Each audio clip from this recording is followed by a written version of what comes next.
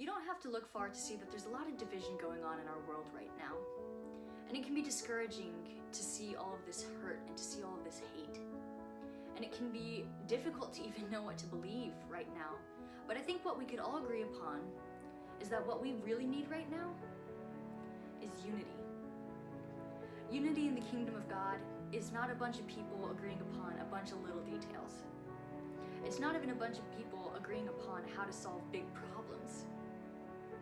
Unity in the kingdom of God is brought about through love. Imagine with me if we were all just a unified force of love. Imagine if with all of our different perspectives, all of our different opinions, all of our different backgrounds, if we all committed to simply loving one another.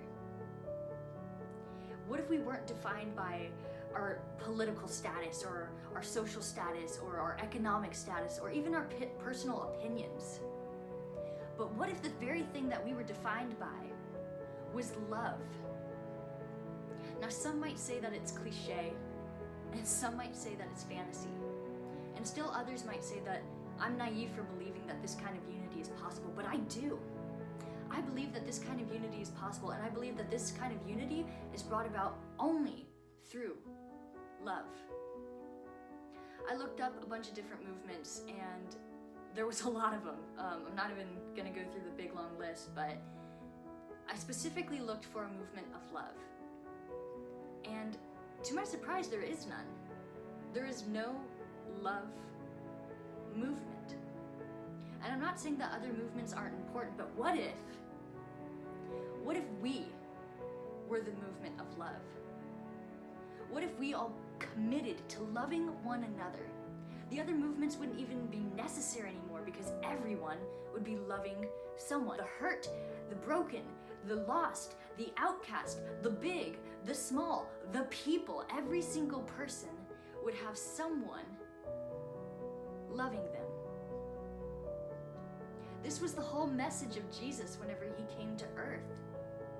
In Mark 12, verses 30 through 31, he says, "Love the Lord your God with all your heart and with all your soul and with all your mind and with all your strength."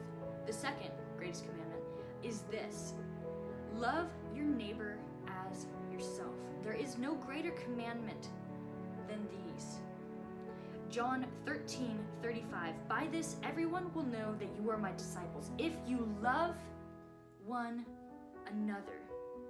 Matthew 5, verses 43 through 44. "You have heard that it was said, love your neighbor and hate your enemy.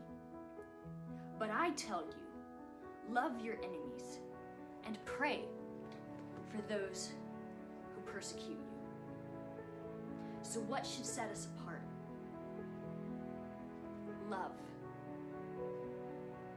Anything else creates division.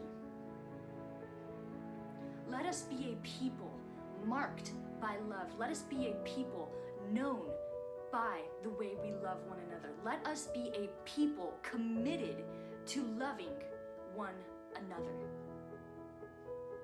My friend, you are loved, you are valued, and you have purpose.